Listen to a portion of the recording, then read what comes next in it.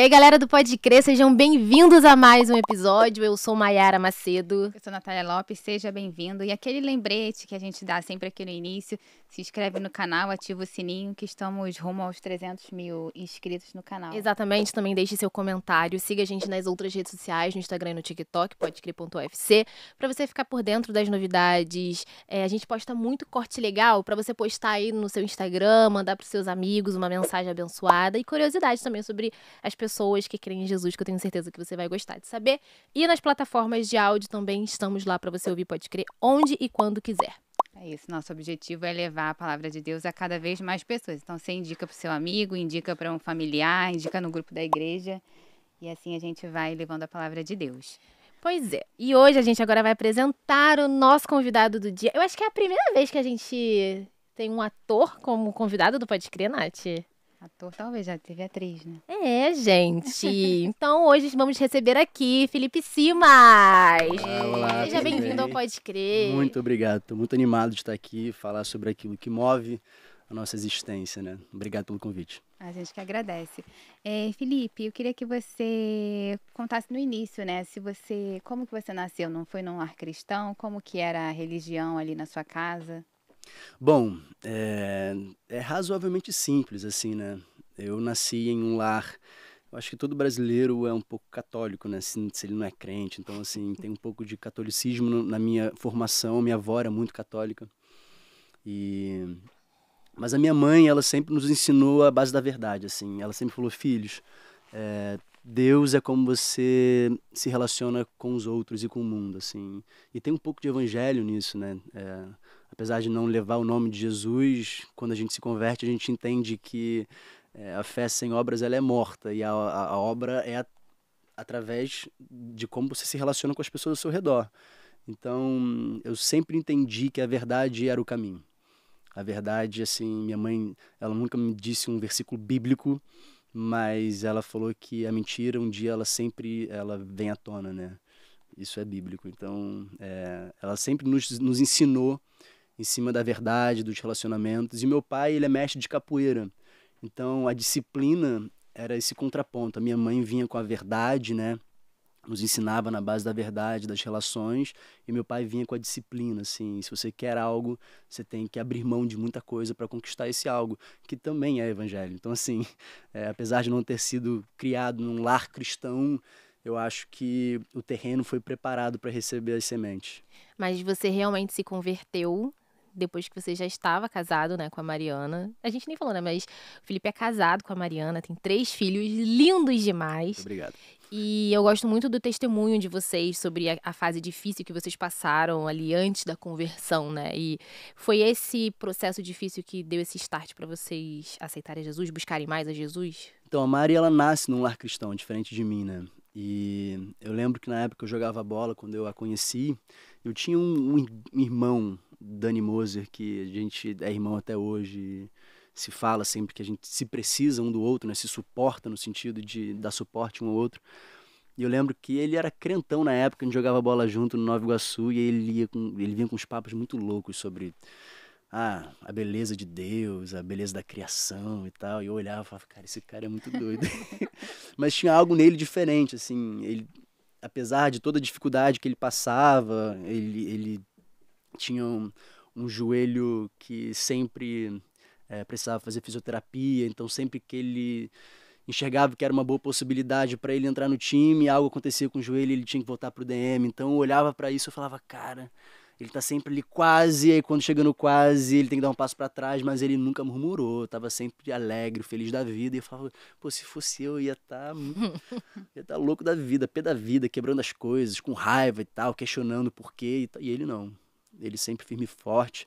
Não que por dentro ele não tivesse as suas lutas, né? Claro, todos nós temos, mas era um testemunho vivo, assim, pra mim. Então, e ele ia pregando sobre Jesus pra mim, como Deus me amava. Mas eu achava, era um papo estranho. E aí, corta-para. Eu gosto de usar corta-para porque tem a ver com a minha profissão também, né? Corta-para, 4 anos antes, quando a gente tinha voltado dos Estados Unidos, né? Eu morei 10 anos nos Estados Unidos com a minha família. Dos meus 4 anos até meus 14. Quando eu tinha lá por uns 15 anos, eu já tentava jogar bola aqui, fazia uns testes e tal, e não passava e ficava frustrado. E uma amiga da escola convidou a gente para fazer parte de uma célula, frequentar uma célula, e nessa célula, um dia eu cheguei, eu tava triste, arrasado. Era o final da minha vida, assim, com 15 anos, imagina. Não passei num teste de futebol, mas era realmente meu sonho. Então, eu realmente estava com o coração partido. E aí, chorando muito durante um louvor, o pastor que comandava a célula olhou para mim e falou assim: Felipe, faz uma oração comigo. Aí eu, claro, o coração já quebrantado, aí ele fez a oração de aceitar Jesus como Senhor e Salvador. Eu não fazia ideia do que significava aquilo, assim, não fui criado nesse meio, então, mas eu fiz essa oração e foi sincero. E olhando para trás, eu percebo que dos meus 15 até meus 18, quando eu conheci o Dani, eu sentia que eu estava sendo guardado por Deus, mas eu não tinha essa consciência. Hoje, com 32 anos, olhando para a trajetória, principalmente da fé, eu lembro de diversos momentos onde, assim, eu senti que algo estava cuidando de mim. É quando você abre a porta, você permite que ele cuide, ele vai cuidar, ainda que você não entenda o que é, ignorância, né?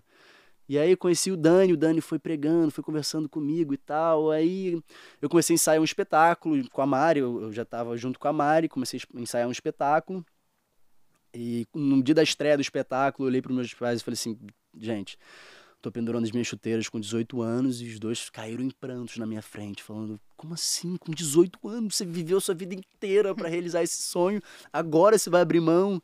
Mas eu tava em paz, assim, tinha algo dentro de mim que falava: tá tranquilo, não sabia o que era. E aí perdurou esse sentimento de abandonar o futebol durante um tempo e ingressar na carreira artística. E eu e o Dani, a gente se afastou completamente, assim. E passaram-se alguns anos, eu fiz alguns trabalhos e tal, com a Mari indo e vindo, né? Era uma relação um pouco estranha ainda, a gente não tinha de fato se unido, até porque era muito jovem, não tinha nem possibilidade de unir, então, financeira, né? Morava com a minha mãe também, então... Mas eu lembro que nessas idas e vindas, eu já estava com meus 20 anos, né? A gente engravidou do Joaquim. E quando a gente engravida do Joaquim, eu olho para ela e falo assim: cara, assim, eu tô muito feliz. Muito feliz porque eu sempre sonhei em ser pai, mas assim, não tem... Eu olho pro lado, olho pro outro, não tem muita saída, porque não tinha nem conta no banco, assim. Eu só fazia teatro, tinha feito 2 filmes, só que é difícil a carreira artística, né? Eu larguei o futebol, que era uma carreira difícil, para uma carreira artística que continua sendo difícil, então...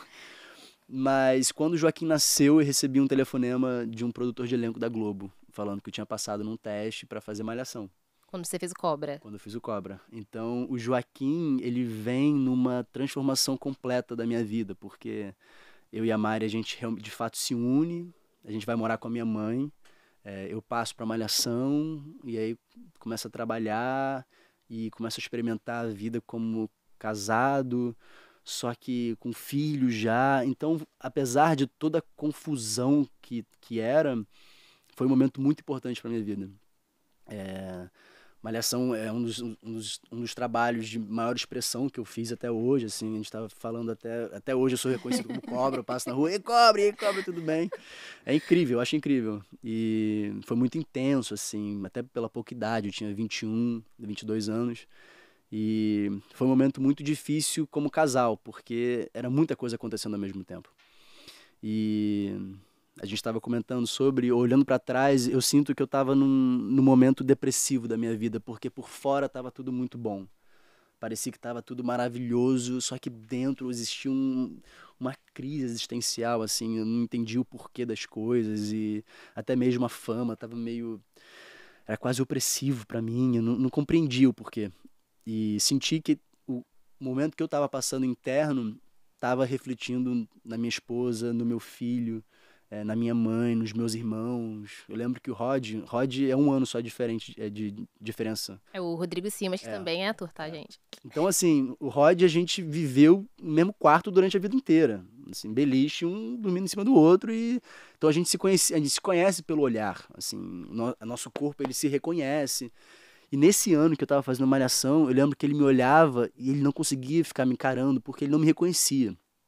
Assim, existia algo em mim que era como se tivesse uma parede. E as pessoas não conseguiam me acessar.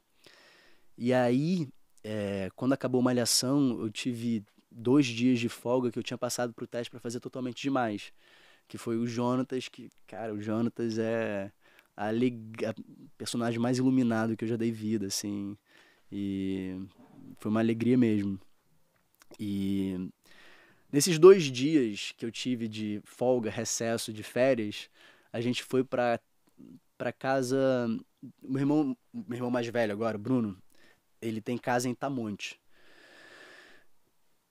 E nesses 2 dias eu percebi que eu passei por uma transformação completa, assim. O que estava acontecendo externamente de mudança de vida, nesses 2 dias aconteceu internamente.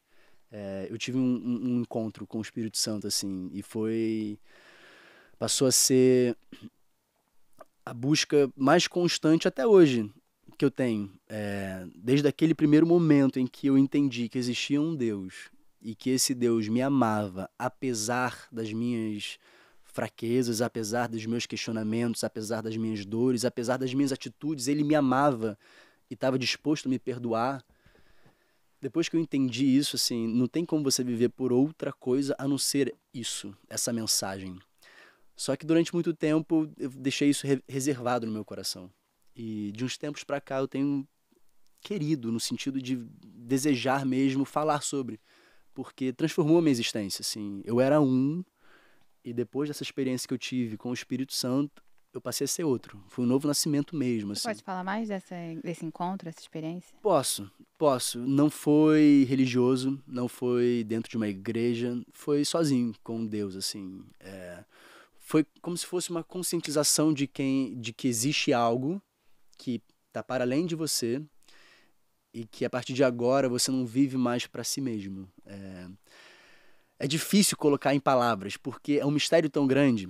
O que a gente tende a fazer é tentar encaixotar as nossas experiências religiosas para a gente falar assim, não, é assim que se age agora que você nasceu de novo. Como é? O que é? Porque antes não existia. Eu não sabia o que era, não fazia sentido para mim. E assim passou a fazer. Então, como é que eu vou tentar explicar? É como tentar explicar como uma semente vira uma árvore. A gente analisa, a gente vê os frutos, mas como? Eu não consigo explicar. Mesmo, como forma um ser humano dentro do ventre de uma mulher? Não sei. Eu, sinceramente, assim, a ciência ela pode explicar, mas o real sentido de como é feito é mistério. É mistério. E eu creio que a fé é mistério também. Então, por isso que me interessa tanto. Por isso que eu, quando vou conversar com uma pessoa que professa uma fé diferente ou não professa fé nenhuma, um ateu, eu quero escutar dessa pessoa como ela vive. Porque, para mim, não existe vida sem fé. Para mim, hoje, ele é o primeiro pensamento quando eu acordo e o último pensamento quando eu vou dormir. Então, como viver sem isso que me move? Como caminhar pela existência sem a certeza de que existe um Deus criador e que nos conhece desde o ventre da nossa mãe? Assim,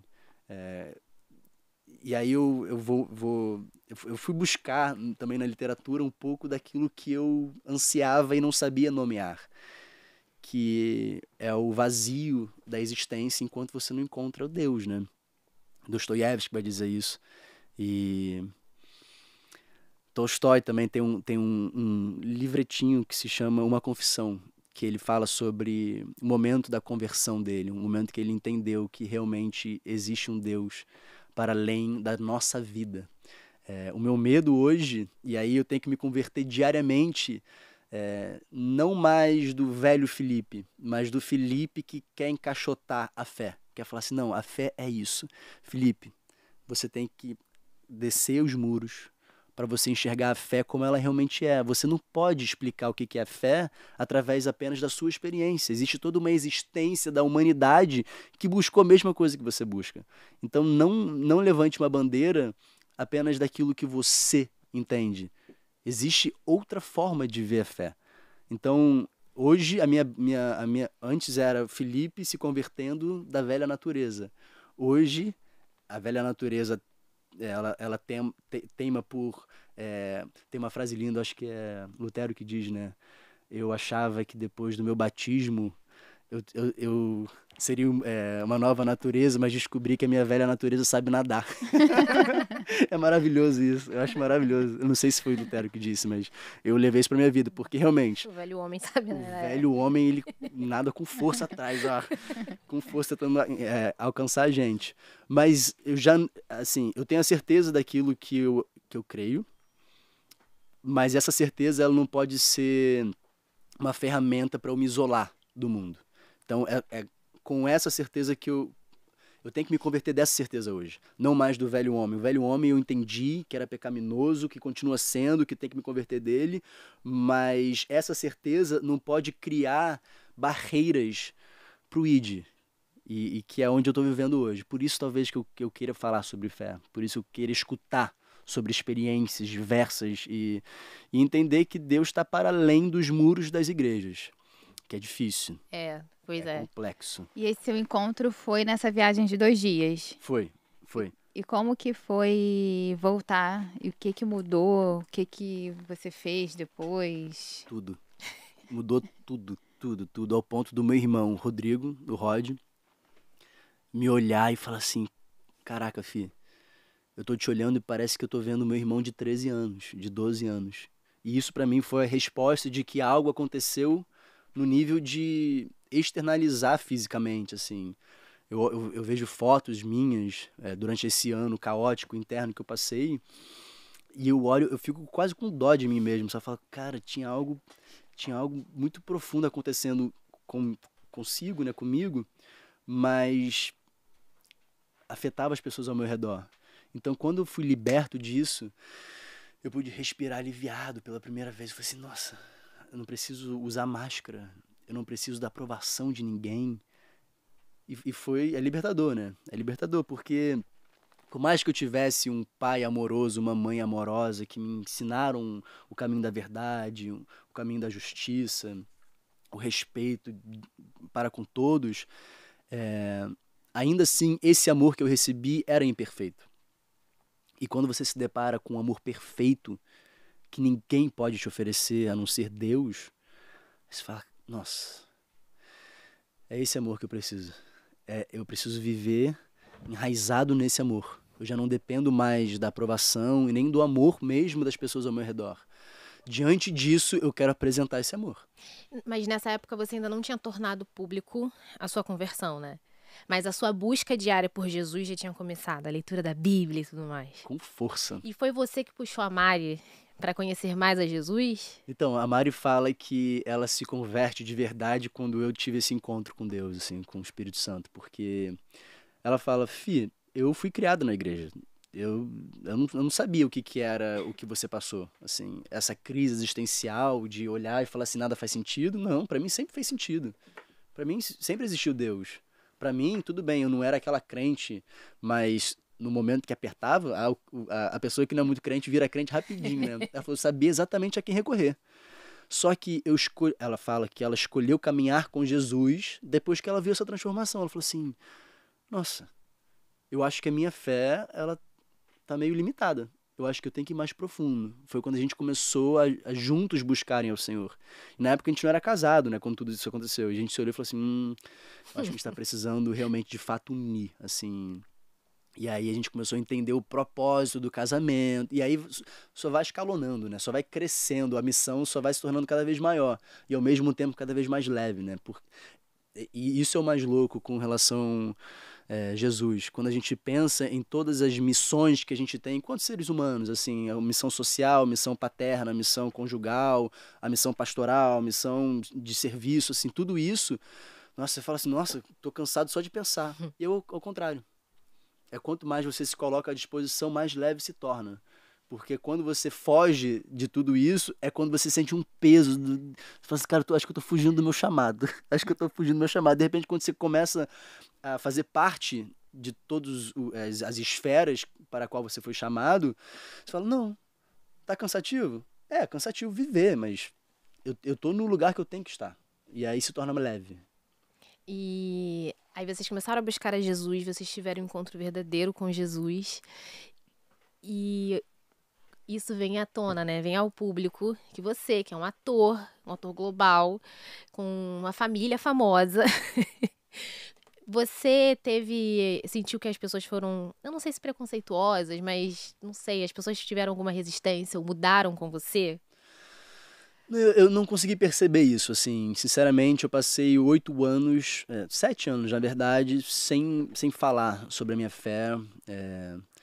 São Francisco de Assis, eu acho que tem um lembrete falando que pregue, se for preciso, use palavras. Então, assim, durante 7 anos, eu tentei internalizar o máximo do evangelho e pregar através das ações, assim. Eu acho até que foi um preparo do Senhor mesmo.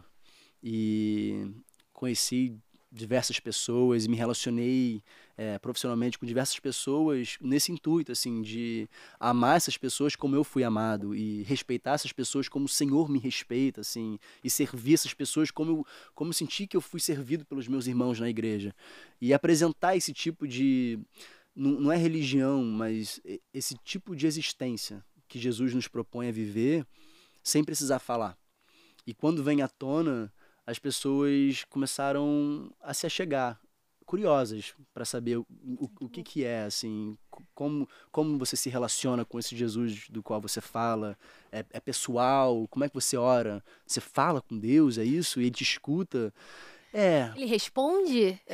e esse é o mistério da fé, né? Porque a gente crê que Deus não tem ouvidos, mas ele nos escuta. Se você não tem fé, não faz sentido. Fala assim, não, mas que a gente se escuta pelo ouvido. Então, você está falando com um ser que está acima de todos, mas também está dentro. E que é três? Não estou entendendo. Então, assim, é o mistério da fé. É o mistério da fé. Então, acho que a nossa missão como igreja também é simplificar essa mensagem. É simplificar a mensagem de Jesus. Assim, é isso. Ele veio nos ensinar isso. E veio trazer o reino dele. O reino dele é paz, justiça e alegria. E seus irmãos, quando você contou que tinha aceitado a Jesus, eles ficaram curiosos também pra entender um pouco mais disso? Eu acho que eles ficaram apavorados. Eles ficaram apavorados. Porque a gente não tem nenhum crente, assim, na família, então... Agora ele endoidou de vez. É. E a minha mãe sempre fala que eu sou muito intenso nas minhas escolhas, né? E ela falou assim, filho, eu entendo que você precise dessa intensidade toda, mas dosa, equilibra, tá? E acho que eu demorei esses 8 anos, né? Agora são 10 já, que acho que é 2 anos que eu comecei a entender um pouco mais e racionalizar a fé no sentido de não vou deixar apenas no mistério, eu não vou deixar apenas no sobrenatural aqui do que aconteceu, não. Tem que fazer sentido para minha vida, para minha existência. A minha fé, a fé que eu professo, o Dani Moser, ele sempre falou isso, cara, a pessoa de maior beneficiário da sua fé, da sua conversão, deve ser as pessoas mais próximas de você. Você professar a fé em Jesus não pode ser bom para as pessoas que estão distantes de você. Porque as pessoas que estão distantes, você consegue colocar sua máscara e ser legal com essas pessoas. Agora, as pessoas que estão próximas de você, é o núcleo. Se você não se transformar ao ponto dessas pessoas entenderem que realmente existiu uma conversão genuína, cara, essa conversão não foi tão genuína assim. Ela passou a ser quase uma outra máscara religiosa para as pessoas te aprovarem. E é o oposto. Quando você se converte, a máscara cai, a nossa podridão é exposta, e você fala, nossa, eu sou isso e muito pior. Senhor, misericórdia. Através disso, você começa o processo de transformação. Que eu acho que é o contrário do mundo, né? O mundo fala, não, você é uma pessoa boa. Você é bom. Olha aí dentro que você vai encontrar as suas coisas boas. Se eu olhar muito, eu falo, É aquilo, né? O que tem de bom na gente é Cristo. Exato. Então, o crente, ele é aquela pessoa que reconheceu que não tem coisa boa. Quer dizer, tem coisa boa porque foi Deus quem fez. Mas tem muita coisa podre. Nosso pastor, desculpa, o nosso pastor tem um termo que eu acho maravilhoso. Ele usa os nossos desejos adoecidos. Se a gente parar para pensar assim, realmente a gente tem desejos adoecidos no nosso interior que às vezes a gente coloca para fora, assim. E até dentro da igreja, a gente acha que não, só quem está fora. Não, não. Dentro da igreja a gente tem desejo adoecido de ser reconhecido, de querer mais, de ser líder, de ser aprovado pelas pessoas, de... Não sei, assim... Eu tô colocando para fora aquilo que está no meu coração. Então, voltando, a minha conversão hoje também é contra esse ser religioso que habita em mim e que quer controlar as palavras e quer controlar as pessoas que estão ao redor porque ele encontrou o caminho. Me converto desse ser todos os dias. Eu queria que você falasse como que foi abandonar um mundo de festa, de bebida, de drogas e meninas em volta de você. Engraçado, assim, eu era muito festeiro, saía muito, saía com força e gostava muito, mas eu percebi que eu gostava mais era de um barzinho e conversar.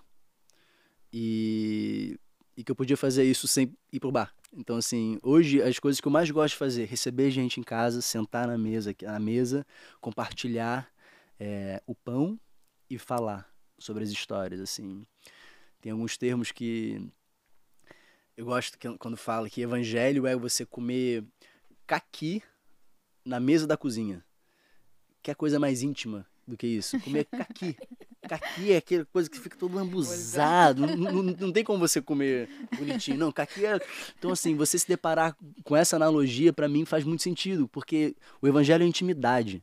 Não tem como a gente cumprir o desejo de Jesus em João 17, na oração sacerdotal, que fala que o mundo vai reconhecer que existe um Deus quando a gente se amar como Ele nos amou. Não tem como a gente se amar como família se a gente não tiver intimidade. Não tem como a gente se amar como Jesus quer que a gente se ame se não tiver mesa, não se estiver se estender até madrugada dentro, a gente se escutando e chorando um com o outro, assim. E é aí que eu tô percebendo que o evangelho é simples. Eu queria saber também se vocês tiveram a oportunidade de falar de Jesus para outras pessoas que também são conhecidas, né? Se isso aconteceu, se elas receberam isso de uma forma positiva. Não precisa dar nome se você não quiser. O Espírito Santo, ele fala, né? Deus fala. Então, assim, tem horas em que ele escancara, assim. Aí a gente tenta fugir, né? A gente foge, não, não, não, não, não. De Chama de repente, Jonas. a gente se vê cara a cara com a pessoa e o Senhor fala, então, é isso que eu tô precisando nesse momento. É isso que eu quero falar com essa pessoa nesse momento. E a gente fala. E aí a gente abre a boca, assim. Mas eu acho que tem que ser muito específico, assim. Eu acho que tem que ser muito concreto aquilo que que o Senhor revelou para você. Porque eu imagino a quantidade de gente que não se achega a essas pessoas com uma palavra profética, com algo. Então, às vezes, isso pode cansar e assustar e afastar. Então, assim, continuo no mesmo sentido de, cara, ama essas pessoas. Apresenta o amor de Deus para essas pessoas.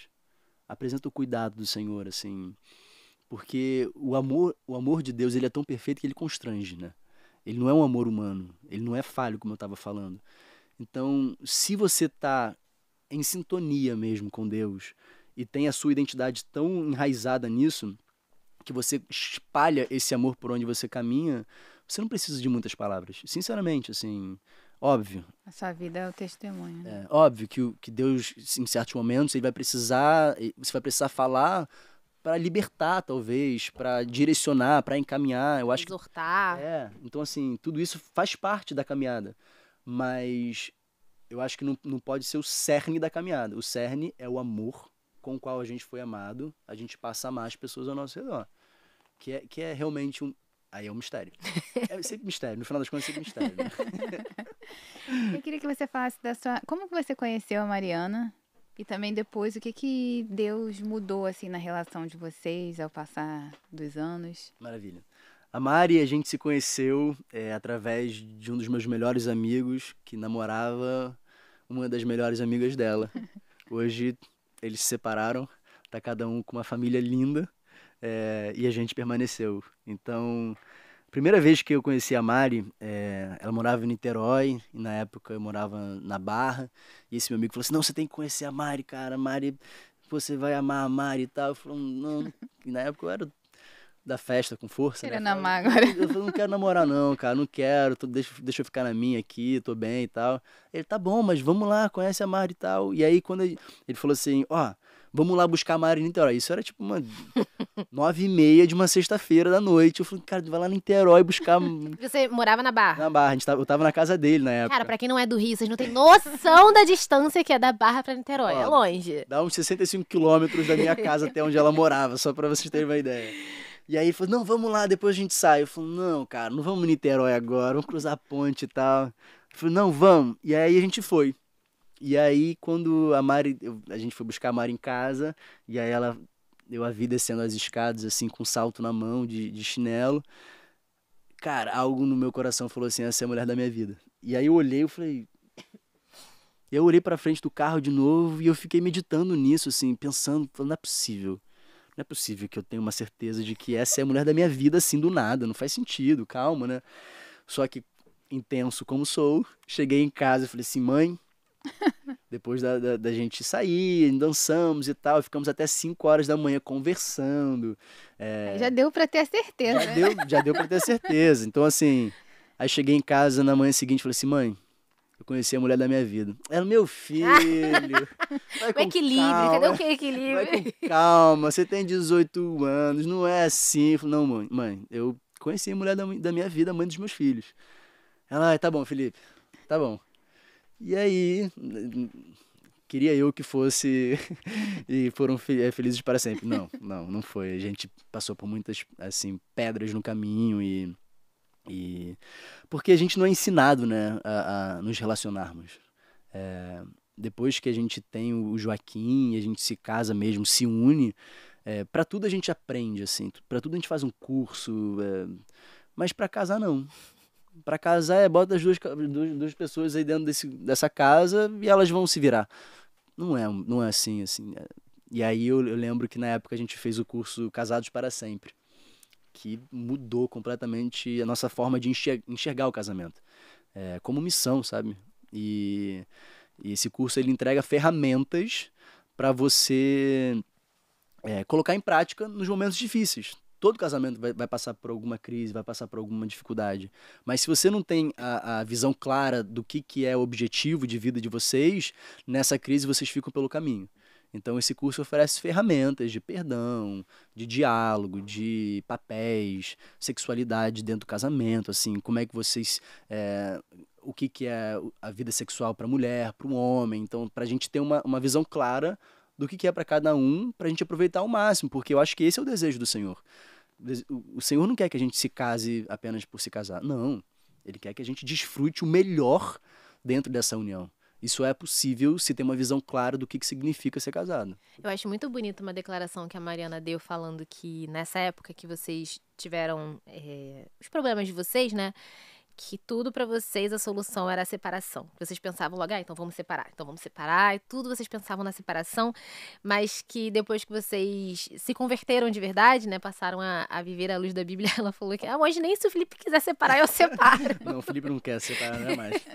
Eu brinco que casamento é um projeto a longo prazo, né? Casamento não é para os filhos, casamento é para os netos. Então, assim, são fases, né? Hoje a gente está na fase de criar as crianças, daqui a 10, 20 anos, 25, a gente vai estar tranquilo, tomando nosso chazinho, com as crianças correndo ao redor da mesa, dos netos, né? Então, assim, se você pensar momentaneamente, o casamento não vai fazer sentido. Você tem que pensar a longo prazo e com um alvo, assim, não, qual é o meu alvo? Cara, o meu alvo é acordar com meus 75 anos, com a minha esposa ao meu lado, a gente tomar o nosso cafezinho.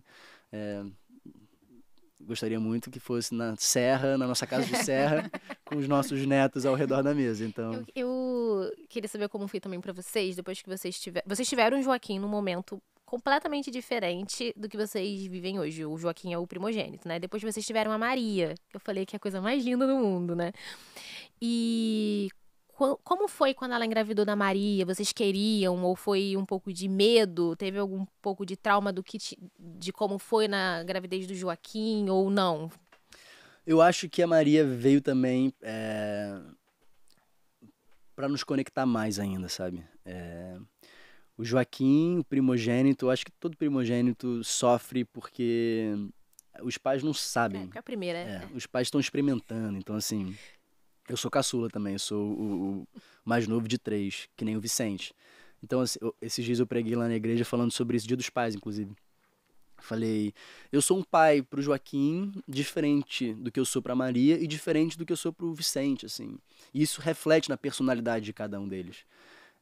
Falando sobre como o amor de Deus não muda, mas o amor dos pais terrenos, eles podem variar. Então, é melhor se prender ao amor perfeito do que o amor terreno. Se o pai for um bom pai, maravilha. Mas existem famílias que têm ausência paterna. Então, mas falando sobre como com o Joaquim, a gente não sabia muito bem o que era família, casamento, paternidade, maternidade. Então a gente errou muito, assim. A gente errou muito e a gente colhe os frutos das sementes que a gente plantou nessa época. E tudo bem, assim. Não é que eu vou...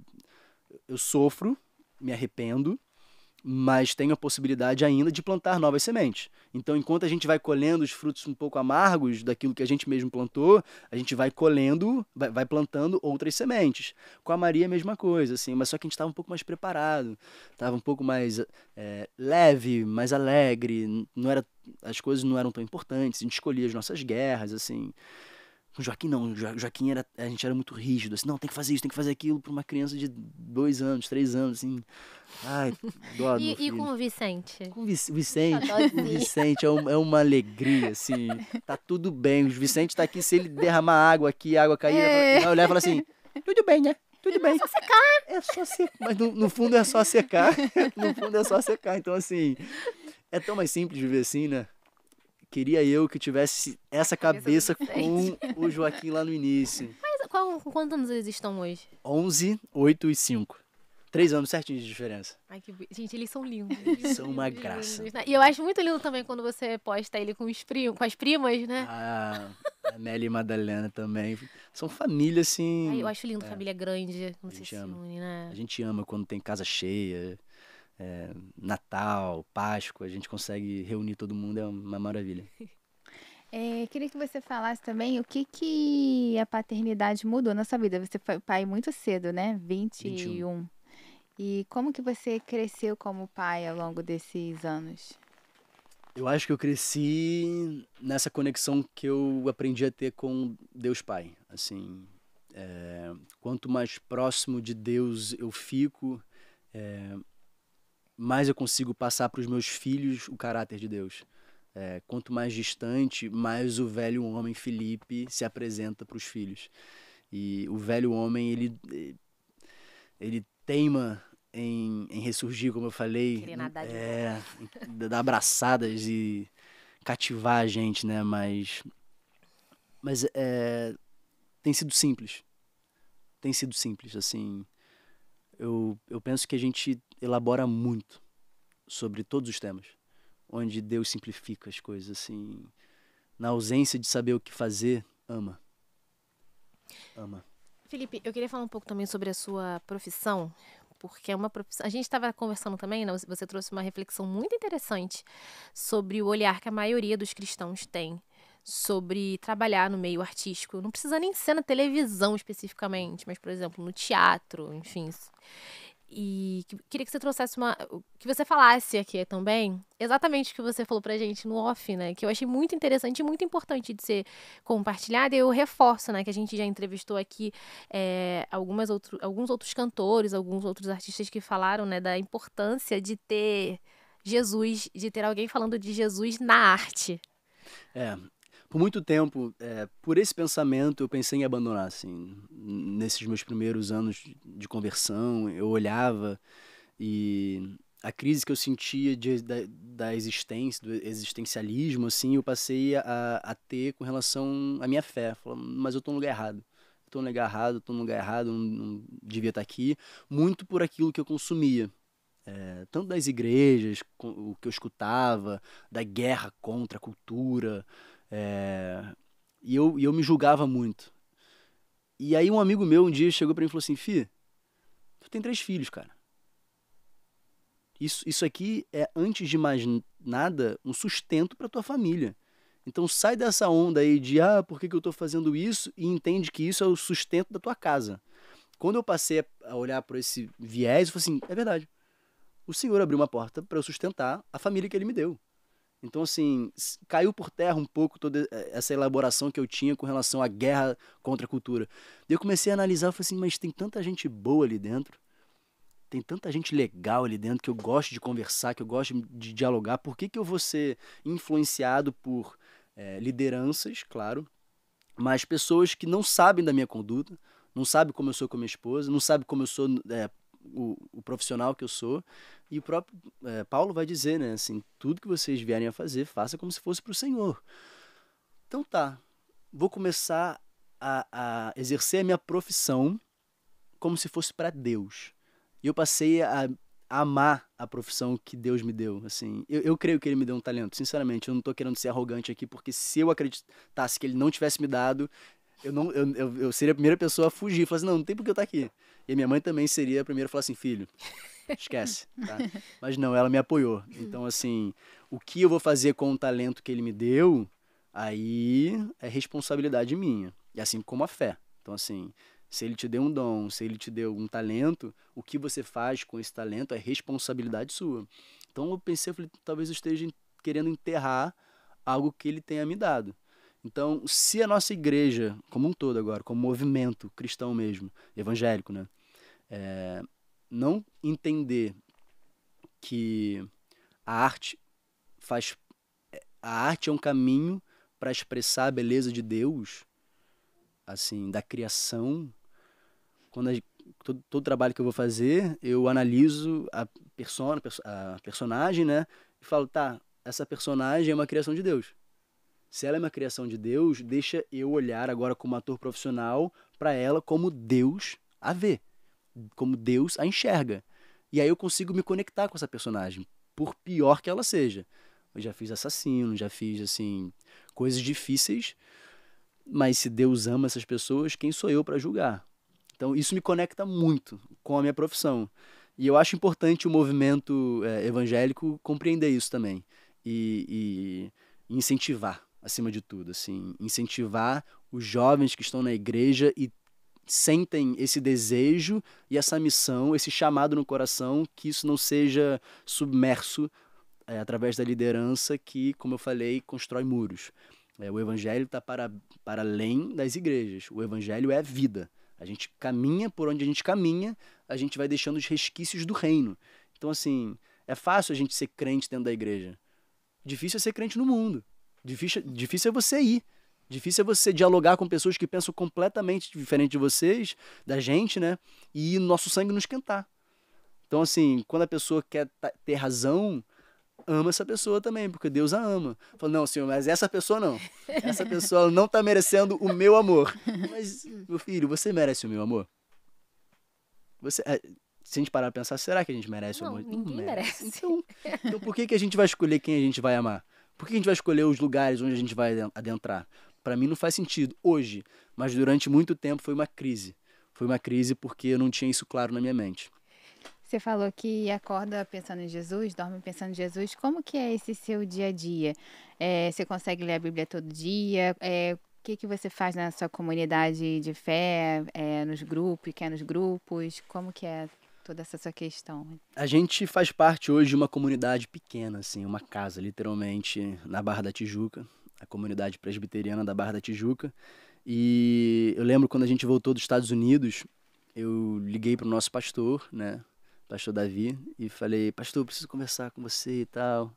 Aí a gente chamou eles lá para casa, tomamos um café e a gente explicou que a gente naquele momento estava procurando uma igreja onde a fé das crianças pudessem ser o foco, porque a nossa fé já estava enraizada e a nossa igreja, ela passou por um movimento onde as pessoas eram mais velhas, assim, então tinham poucas crianças, então as crianças não queriam tanto ir para a igreja. E eles, na mesma hora, falaram, claro, a gente está aqui para orar por vocês, para ajudar vocês a encontrarem onde vocês vão se sentir melhor. E a gente realmente foi, assim, a gente foi atrás de algumas igrejas, a gente visitou algumas igrejas, a gente se olhava e falou assim, não me sinto em casa, não me sinto em casa, não é aqui ainda, não é aqui ainda. Acabou que a gente voltou para onde a gente congregava, que é essa pequena casa, e a igreja está passando por quase uma reforma, assim, a quantidade de criança que tem, adolescentes, jovens, E o Davi, nosso pastor, foi um dos primeiros a me olhar e falar assim, você tem um chamado pastoral. E eu fugia. Eu falava, não, deixa quieto. Aí ele deixava quieto.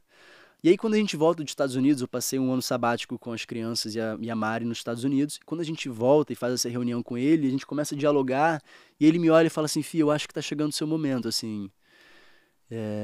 E sem pressão, ele falava, sem pressão nenhuma. Só que dentro do meu coração tava ardendo também, assim, começando a já não fazer mais sentido essa fuga que eu fazia diante do meu chamado, assim. Enquanto a gente não se lança em Deus para cumprir o nosso chamado, ele vai nos perseguir por onde a gente for. E eu entendi que existe uma delícia de desfrutar desse chamado, que é você ser usado pelo Senhor. Não existe nada melhor para a vida do crente do que você perceber que Deus está usando a sua boca para libertar uma pessoa. Deus está usando para confrontar uma pessoa. Deus está usando a sua existência, o seu testemunho, para edificar a fé de uma pessoa. Assim, isso para o crente deve ser o maior dos troféus. E eu comecei a entender e ele começou, ao me chamar, começou a delegar algumas afazeres dentro da igreja. Ele falou assim, Fih, por que você não lidera aqui os jovens e tal? Eu comecei a liderar os jovens. Ele, Fih, por que você não leva a palavra todo segundo domingo do mês? Aí eu comecei a levar a palavra. Então, assim, hoje eu estou fazendo seminário online, né? Porque na vida corrida que a gente tem é quase impossível. Não, quase não. Seria impossível sustentar a casa e ao mesmo tempo me dedicar 100% aos estudos. E então, assim, quando eu acordo, eu sempre acordo, vem um louvor na cabeça. Sempre tem um. E aí, hoje eu acordei com aquele, é ele, por ele que eu estou gastando. Que Drops. Lindo. E aí, eu vou fazer meu café, já puxo tablet, começo a estudar, só que eu tenho que pensar porque eu não posso abrir mão daquilo que o Senhor me deu como profissão. Então, esse é o caminho que eu tô hoje, assim, entender que eu tenho um chamado pastoral e que eu tenho que me dedicar ao estudo desse chamado, ao conhecimento, à historicidade do cristianismo, a tudo que o chamado pede, mas ao mesmo tempo eu sou ator, eu tenho uma profissão. Então, como conciliar isso, eu ainda estou descobrindo. Eu não tá firme, assim, cada semana é uma semana. Se eu trabalho muito naquela semana, eu me dedico intensamente aos estudos das cenas. Se eu não trabalho tanto, eu levo... Você começou recentemente o seminário? Tem um ano, eu já completei um ano, estou indo para o 3º semestre. Isso eu não sabia disso, eu achei muito interessante. Ator e seminarista. É diferente um currículo assim. Eu nunca vi um, assim... Uma coisa aqui que eu lembrei também, que você e a Mari viraram alvo tanto de críticas quanto de elogios na internet, foi no famoso Conversa Edificante, né? Fofoca edifica. Fofoca edifica. E aí eu lembro que quando isso aconteceu, eu ri, eu falei, cara, mas é bizarro, porque quem não é crente não vai entender. Não vai entender. Por isso que as pessoas estão usando, porque não entende como funciona pra gente, né, cara? Não entende. E como é que vocês fizeram pra lidar com isso que virou meme, enfim? Chega um momento em que a nossa imagem não vale tanto assim, né? Assim, não dá pra gente ficar tão preso ao que a gente representa. Cara, eu sou firme na identidade que eu tenho no Senhor, assim. Eu sei o que eu represento pra Ele. Então, assim, que é o mais importante de tudo. Claro que a nossa vaidade, nosso ego vai falar, meu Deus, como alguém pode falar isso de mim? Não, mas no final das contas, eu falo assim, gente, a gente prega um Senhor, a pessoa perfeita que pisou nessa existência, ela foi crucificada. Assim, a pessoa perfeita que pisou nessa existência, Deus encarnado, ele foi crucificado. Assim, pensar que um prego atravessou a mão. O que é um hate na internet, sabe? Então, eu passo batido. Mas é engraçado. Outro dia eu fui fazer um filme ano passado e uma das minhas parceiras de cena, cara, minha irmãzona hoje, assim, gente finíssima, um talento puro. Ela me olhou e falou assim, posso falar uma parada? Falei, ela, eu só te conhecer por fofoca edifica, não edifica. Eu falei, caraca, velho, obrigado, hein? Depois de anos de carreira, você me conhece por fofoca não edifica. Tudo bem, não tem problema não. Foi um episódio que é engraçado, assim, mas pra mim foi engraçado por conta disso, né? Porque as pessoas não sabem como é que é pro e as pessoas acham que eu falei, tipo... Não, amor, fofoca não edifica, então não fala. Cortando a Mari, né? E ao contrário, eu falei assim, não, amor, não fala não, porque eu vou querer comentar. Vou querer fofocar, exatamente, porque fofoca, todo mundo quer fofocar, né? A gente, enquanto crente, a gente fala fofoca não edifica, mas a nossa língua coça, assim. É o nosso velho ouvido, homem ali, ó. O nosso ouvido fala assim, ó, não, fala aqui, não vou falar pra ninguém, não. Então, assim, e a gente usa o termo, não vou nem, como é que é? Não é fofoca, Passando informação? Não, é motivo de oração. Essa é nova pra mim, gostei. Motivo de oração, não vou usar. Não, motivo de oração não, por favor. Contar só pra você orar, pelo menos. Exatamente isso. Muito bom. Eu acho que quando a Mayara falou da polêmica, acho que você pensou que ela ia falar da polêmica mais recente, né? Que também foi outra. Que foi... Que aí você até explicou que você estava falando que a Mariana... do trabalho da Mari. Sim. Foi cuidar dos filhos. A gente já falou isso aqui diversas vezes. Tanto de ter muitos filhos, que no caso de vocês já é considerado, nossa, 3 filhos. Nem é tanto e assim, acham que é um absurdo, que não faz o menor sentido. E tanto da mulher que pode optar por ficar em casa, é um desejo dela, não tá o marido obrigando ela a ficar em casa, nada disso. Queria que você falasse sobre isso. Ontem minha mãe foi lá em casa, a gente jantou e tal, e aí a gente começou a conversar. Minha mãe também optou por cuidar da casa, né? E a minha mãe falou assim, ô Mari, você fala que você é dona de casa, mas você é muito mais do que isso. Às vezes as pessoas só conhecem a Mari dona de casa, mas a Mari dona de casa é produtora, a Mari dona de casa, ela faz conteúdo, ela produz conteúdo, ela fecha trabalho. Então, assim, a gente não limita a Mari a ser dona de casa. A principal função da Mari no nosso esquema de vida é cuidar da nossa casa. Ela que manda na nossa casa. Então, assim, eu chego em casa do trabalho, ela fala assim, amor, quer comer o quê? Eu falei assim, amor, você que manda. Eu tô aqui só pra, assim, você é a ordem da nossa casa. E ela sabe disso. Se a Mari, ela tá em desordem emocional, assim, espiritual, se o coração dela tá aflito, a casa fica um caos. E a gente entende isso, assim. A gente se olha, as crianças, a gente fala assim, gente, vamos organizar porque mamãe não tá bem. Então, a Mari é o pilar da nossa casa. As crianças sabem disso, eu sei disso. E o problema é que a sociedade não enxerga isso como um mérito, sabe? Pelo contrário. Enxerga isso como se fosse algo que ela tenha que se envergonhar. E não é uma honra. Pelo contrário, assim, a Mari escolheu cuidar dos filhos. Não, e as pessoas acham que foi uma coisa que você impôs, né? Não, tipo, você não vai trabalhar. Imagina. Te oprimir. Não, e não é, né? Mas eu acho essa discussão, principalmente falando, né, dos filhos, sobre a quantidade de filhos, né? Que loucura isso, né? Das pessoas falando que tem que ser no máximo 2, porque aí se é o pai e a mãe, 2 filhos, se passa disso, um dos filhos vai ficar sobrecarregado e fica demonizando essa questão de ter filhos. Eu não consigo entender isso. Eu acho a coisa mais linda. Óbvio, uma família bem estruturada, uma família saudável, né? Mas vocês já receberam críticas por conta disso, assim? Ou piadinhas, falar, pra que tanto filho? Ou mais um filho? A gente sempre recebe, né? Meu Deus, pra que tudo isso? Não tem televisão em casa, não.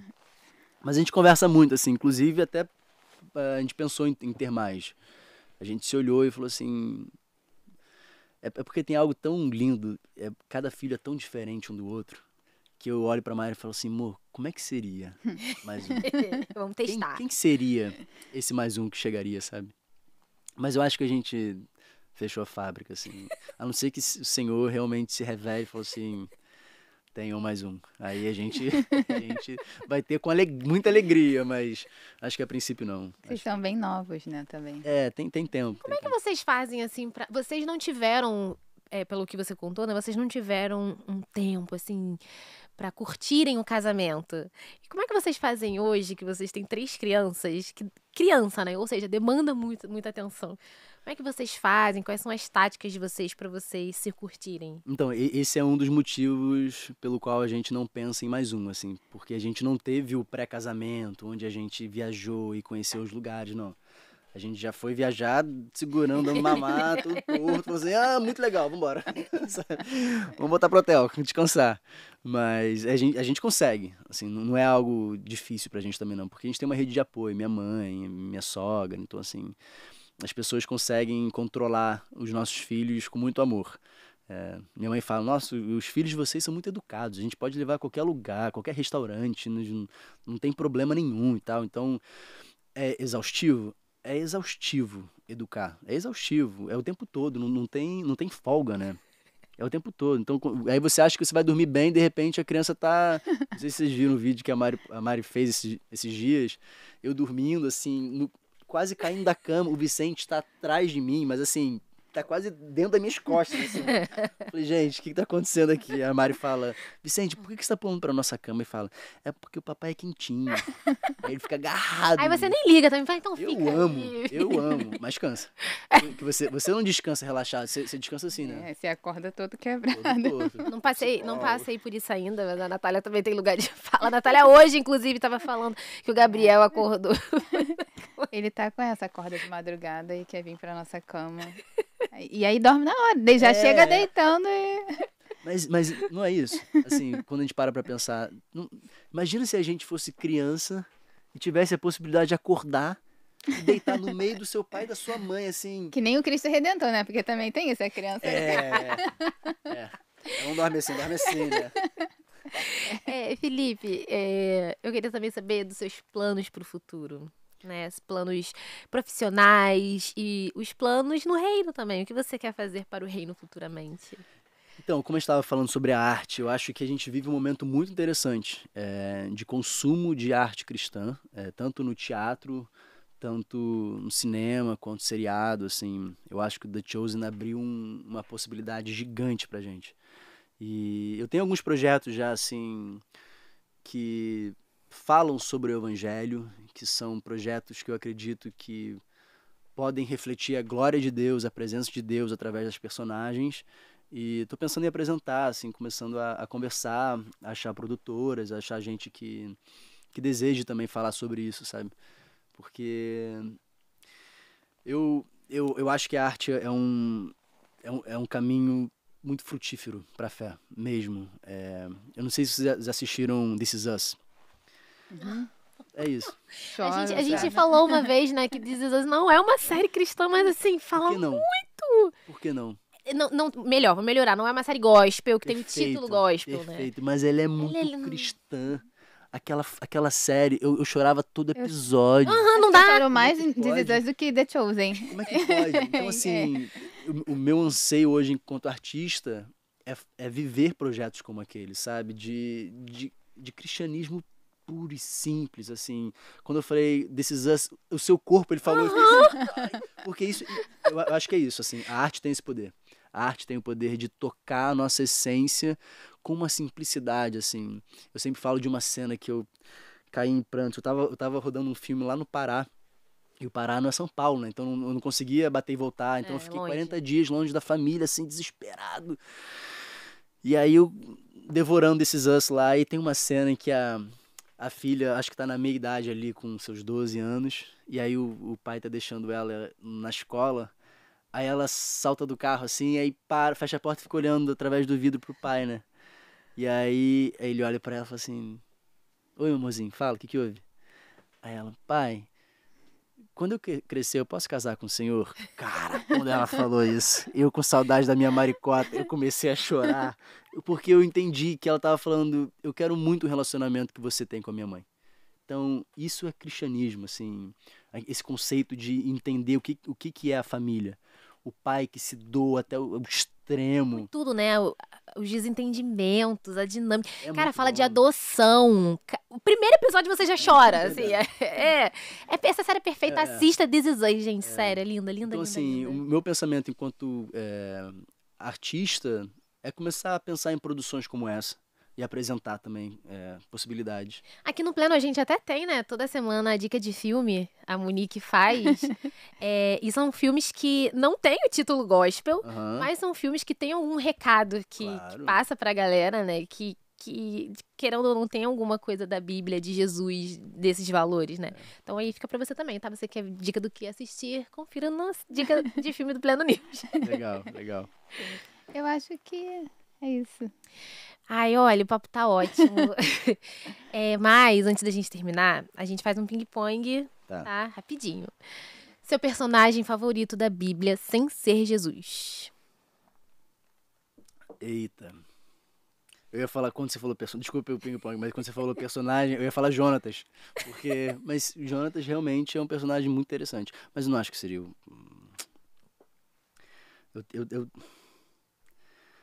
Eu gosto muito de Salomão. Não pelo final da vida dele, mas pelo sentido do desejo dele pela sabedoria, assim. O primeiro livro que eu li... Ping-pong não seria isso, né? Ah, mas pode falar! Tá bom. O primeiro livro que eu li da Bíblia, depois do encontro que eu tive, assim, eu não fui ensinado a ler a Bíblia, então eu meio que abri e li. Foi Eclesiastes. Então, assim, pra quem tinha alguma crise existencial, ler Eclesiastes, eu falava, gente, o que tá acontecendo? Cara, nada faz sentido, tudo é vaidade, meu Deus. Aí eu liguei pro Dani. Falei, irmão, eu não sei o que tá acontecendo comigo, mas eu preciso de ajuda. E era um domingo, eu falei assim, não, vamos se encontrar então. E aí a gente foi visitar uma igreja, aí foi quando eu comecei a caminhar. Mas o primeiro livro que eu li da Bíblia foi Eclesiastes. E eu tenho um apego a Salomão, não por como ele finalizou a vida, mas pelo desejo dele de buscar sabedoria. E aí, fazendo um parêntese, eu acho que quando ele, muito jovem, pede sabedoria para guiar o povo, eu acho que eu me atentei a isso porque eu também era muito jovem para guiar uma família. Então, assim, eu falava assim, ó, se o senhor não me guiar aqui, se o senhor não me mostrar o caminho, eu vou fazer tudo errado. Rolou uma identificação. Você lembra quem te deu essa primeira Bíblia? Eu comprei essa primeira Bíblia junto à minha mãe, quando o Dani lá ia pregando na minha cabeça, falando, não, Jesus, Jesus, Jesus. Eu morava com a minha mãe na época e eu não tinha uma Bíblia. Aí eu falei, mãe, acho que eu quero comprar uma Bíblia. Ela me olhou, ela, tá bom. E aí a gente saiu pelo recreio lá e a gente achou uma livraria e comprou uma Bíblia. Maneiro. Seu versículo favorito? É por isso que eu gosto de Salomão. Porque tem a ver com essa crise existencial. Tudo fez Deus formoso no seu devido tempo e pôs a eternidade dentro do coração do homem sem que esse pudesse descobrir como as coisas foram feitas, desde o início até o fim. Quando eu leio isso, eu falo, faz sentido. Faz sentido, a gente foi feito pro eterno. Deus colocou a eternidade no nosso coração, mas ele não nos explica como as coisas são feitas. Então, essa sede pela eternidade é o que move a nossa busca por Deus. E quando a gente descobre Deus, ele é uma fonte inesgotável. Então, a cada manhã, você vai na fonte e tem algo novo. Você tem algo novo sempre. E o nosso anseio pela essa eternidade é o que nos move até essa fonte. Felipe, se você pudesse interpretar alguma história da Bíblia, qual você escolheria? Sem ser Salomão também, sem ser Jesus. Uma história que você queria interpretar. Olha, eu amo o encontro de Paulo com Jesus. Teve agora a série Paulo o Apóstolo, né? E a história de Paulo é uma que chama muito a minha atenção, porque é isso, foi pessoal, né? Não foi através, não chegou até ele, não. Foi uma experiência que ele teve com Deus. E aí eu posso fazer uma conexão com o que eu senti também, assim. Ninguém falou.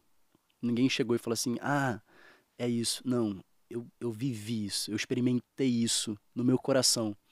Através dessa experiência, eu me tornei uma nova pessoa, uma nova criatura. E passei a viver de forma diferente. Eu acho que eu me conecto com essa história de Paulo. Assim, Paulo é um cara que chama muito a minha atenção, até pelas escritas dele, né? Tudo que ele nos deixou de instrução, de dissertação teológica. Então, as frases de Paulo são parágrafos, né? Não é uma frase curta, é um parágrafo de frase. Mas Quando é que termina esse pensamento? Ele tem um pensamento, ele elabora um pensamento dentro do pensamento, aí vai criando raízes, assim, fala assim, gente, é muita coisa para pensar. Vai com calma, Paulo. Mas, Paulo... O que você vai falar quando encontrar com Jesus?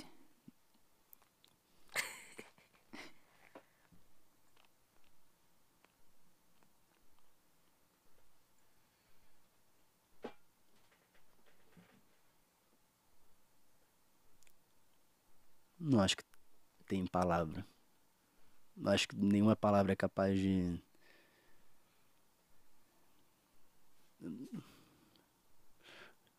Obrigado não pode. É mais que obrigado, te amo também é pouco. O Senhor é belo, é mais que belo, não sei.